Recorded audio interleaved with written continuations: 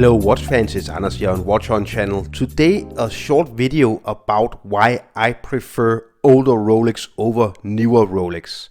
And I have 5 points of why I actually prefer older Rolex over newer Rolex, which I'm going to get into in this video. And at the end of the video I'm also going to just briefly discuss the next two Rolex watches I'm going to purchase, because I'm ready to widen my Rolex collection. I own these two, the Rolex Submariner 14060 and the Rolex GMT Master Pepsi 16700. So two older Rolex watches, two very classic Rolex watches that I'm going to have to get some new friends. So I have two new Rolex watches, or not new Rolex watches, actually also older Rolex watches, because I'm much preferring older Rolex watches over newer Rolex watches. So at the end of the video, I'm going to tell you why I'm getting these two new watches. I got these two watches and I'm really proud of them. I have been owning these watches for several years and I enjoy both of them very much. Actually, the GMT Master Pepsi, the 16700, was my first Rolex, and I got it at a great deal a few years back before prices really exploded. So I'm super happy. You may notice that the patina isn't quite even, because you see that the hour markings are more yellow than the hands, but actually they are the original hands, and there's a lot of theories of why they don't patina just like the hour markings. And what I know is that it can have something to do with the red paint actually on the GMT hand, because it releases some kind of chemicals which really makes the hands not patina. But there's a lot of theories, so please don't hang me. So this I got a couple of years after, maybe 1.5 years after I got the Pepsi. And I really just wanted a Rolex Submariner, but the most simple, the most modern, because I'm not too comfortable with the very old, although they are very sturdy watches. But still a modern watch that really has the aesthetics and the feel of the very old, the first Submariners from the 50s and 60s. So I opted for the 14060, the no date sub, the two-liner sub. And I must say, between these two, I have the warmest feelings for the Pepsi, because it was my first and it's such a special watch. But this is the watch that I'm wearing the most of the two, because for some reason I really just enjoy a lot of things with this watch. It's so simple, it's so accurate, and it wears so perfectly, and it just is such a versatile watch. This watch is from 2000 and was sold in 2001, and it's one of the very last of the 14060 line of Rolex watches before they upgraded the line into the 14060M. So one of the very last from the older Submariner line. So this is 10 years older than this one, because this is from 1991. And it's a very interesting watch, because Rolex actually introduced a new line of GMT Masters, but at the same time they continued to produce the 16700, because it was such a popular model. And it was kind of the more affordable of the GMT Master Pepsi. Today, of course, it's very long time since it has been in production. I believe they stopped production in 1999 and started it in 1988. My first point of why I really enjoy older Rolex to newer Rolex. And that's when you're talking about the sports models, not Datejust or the dressier models. It's actually because of the case size. I'm absolutely not a fan of the maxi case we see on newer Rolex watches. They are too thick, the locks are too big, and it just makes the watch look really clumsy, in my opinion. And it's too bad, because I think Rolex are doing some beautiful iterations these years of both the Submariner and the GMT Master. But I really dislike the case. What I really like about the older watches, the older Rolex watches, is the very slim, very slim case that just makes this watch wear so comfortable on the wrist. They're really thin. Today the Rolex watches are really thick, and I think that's too bad, and that's why I could never really buy, for example, a Kermit. it really just makes the watch sit very high on your wrist instead of you wearing the watch. It to me looks like the watch is wearing you. So it brings me on to my next point number 2 of why I prefer older Rolex watches. It's definitely because I think the whole design, the dial, the hour markings, the aluminium bezel inserts compared to the ceramic bezel inserts, and of course also the case size, just gives the older Rolex watches a more warm feeling. For some reason, and it's quite hard to explain, I just get a more warm feeling with older Rolex watches than I get with newer Rolex watches. There's no doubt about the fact that the newer Rolex watches are much better watches, in the sense that the movements are better, the materials are better, they're better built, and they will last a lot longer, and they're probably also not in need of as much service as older Rolex watches. What I'm saying is that they don't give me the same warm, kind of vintage, warm, classic heritage feeling that the newer Rolex, which are very industrial and very kind of shiny and big and tooly, and well, that's my second point. I get a much better feeling with older Rolex watches.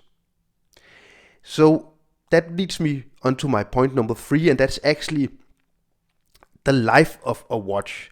And what I mean with the life of a watch is that with an older Rolex watch, like an old person or an old car, you can really see that they have lived a life. They're old, they're experienced, they have really been through a lot of stuff. They have experienced a lot of stuff. They're not just new and shiny and looking perfect.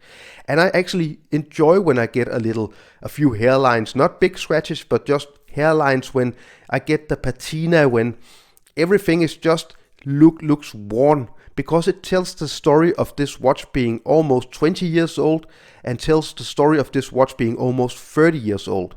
So if you're really into getting a watch that looks absolutely new, shiny and perfect with a nice shiny ceramic bezel insert, then you should definitely not get an older vintage Rolex.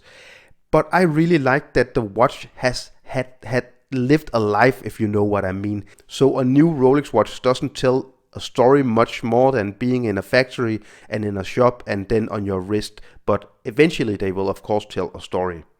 So my point number 4, and that's again maybe what I said with the first and the second and the third point, I really like that the older Rolex watches are closer to the history of Rolex. So one of the big points with Rolex is definitely the history of the brand, because it's such a historical brand, and when they built watches back in the day, they built it for a purpose, not building watches just because they were in fashion. They were building watches because they were tools. So this was of course built to be a very tough dive watch down to 300 meters.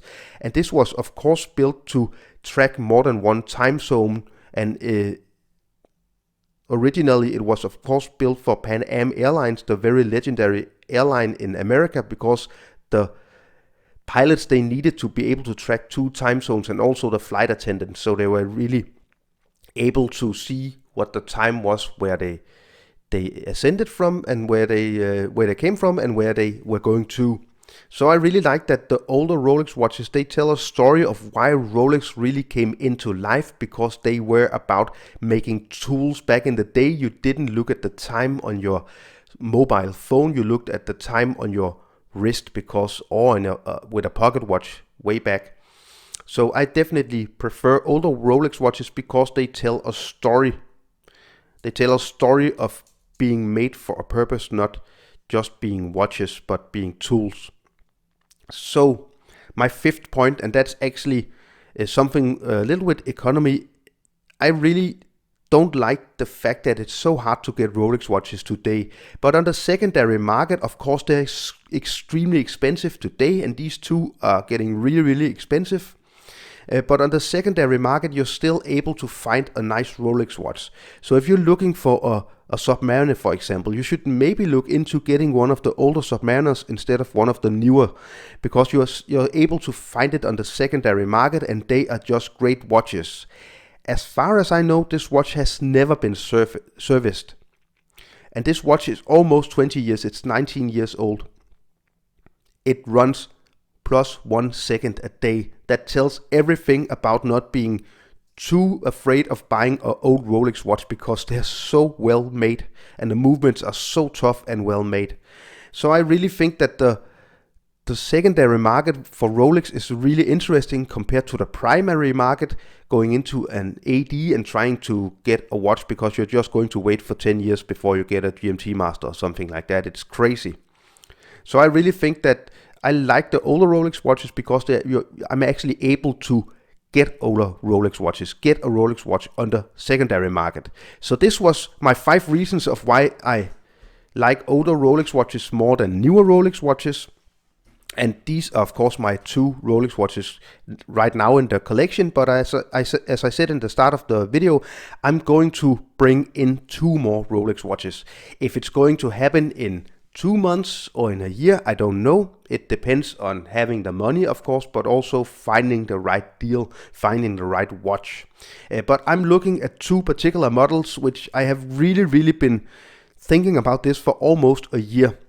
And the first watch I'm definitely going to add to my collection, which is also an older, obsolete Rolex model, but a model which is really going up in price these years, is of course the Rolex Explorer 2, the Polar version. So that's the 16570. And I really just like the model, and I really like the idea of getting a Rolex with a white dial.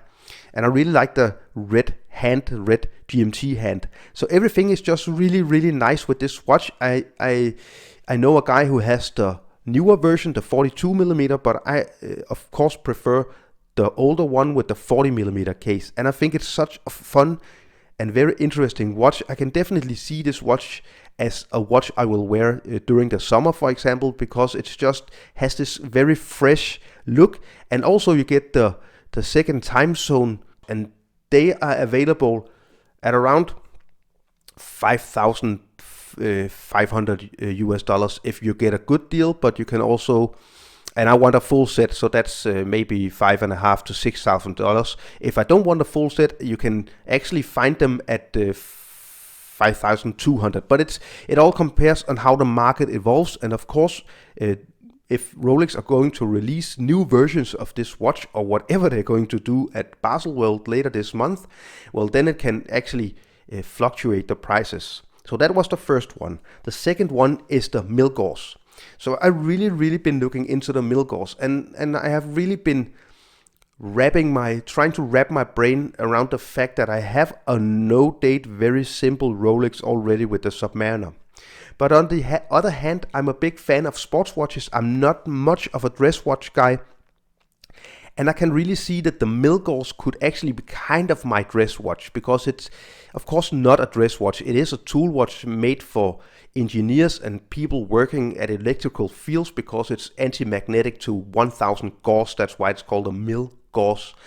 But I can also see this watch being kind of my dress watch, in my comfort zone of dress watches. So I can definitely see this watch fitting that purpose in my collection. And maybe I'm contemplating between 2 versions. So of course I want one of the newer ones, because the older ones are crazy expensive. And I don't want the white one. I also don't want the newer version with the kind of blue dial. It's too shiny and flashy for me. So of course I'm looking into the 116400 version, so I can get the GV version with the very beautiful green tinted glass. I really like that one. I think it's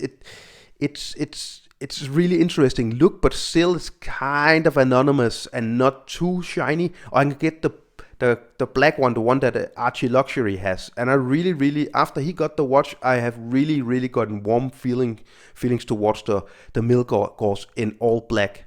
So on the other hand, I have this one in all black, and maybe getting the Milgauss with the green tinted glass would just bring a little more color and pop into the collection. Of course, then I will also have the Explorer 2, which is the one I'm probably going to get first, depending on which deal I will find the best. And then I will have a white one and 3 black ones, and maybe one of the black with the green glass. And then we also have this one with the Pepsi bezel. So I'm looking into both of these two watches, but I need to then spend maybe 13 to 14,000 US dollars, which is of course also something you need to just wrap your mind around, spending that kind of money on two watches. But I'm building up to it, and I'm probably going to do it at least with one of those two watches quite soon. Also, I just really want to get these watches before they get too expensive, because what I have seen with these two watches is that they have exploded in price, especially this one. So this one is selling at 9,500 US dollars today if you want a full set. And it's quite crazy because I paid 5,500 US dollars when I bought this one. So prices are going completely crazy. This one will set you back around 6,500 US dollars full set. And they are also steadily rising, but much slower. So I hope you enjoyed this quite long video. I just really wanted to get some thoughts out of my head and tell you guys my opinion and tell you why I prefer these older Rolex watches and what my next two Rolex watches will be. If you haven't yet subscribed to my channel, please subscribe to my channel. Hit the subscription button down in the right corner. Give me a thumbs up if you enjoyed this video. Leave me a comment down below. So which Rolex watches would you recommend getting now before prices get even higher? And is there something I'm missing? What should my maybe fifth Rolex watch be? And let me just say, I'm not going to pay 15,000 US dollars for a Daytona. I think it's a robbery in bright daylight. But are there some Rolex models I'm missing? Please leave a comment down below. And what do you think about my opinion of newer Rolex or older Rolex versus newer Rolex? Thank you so much for watching. Bye.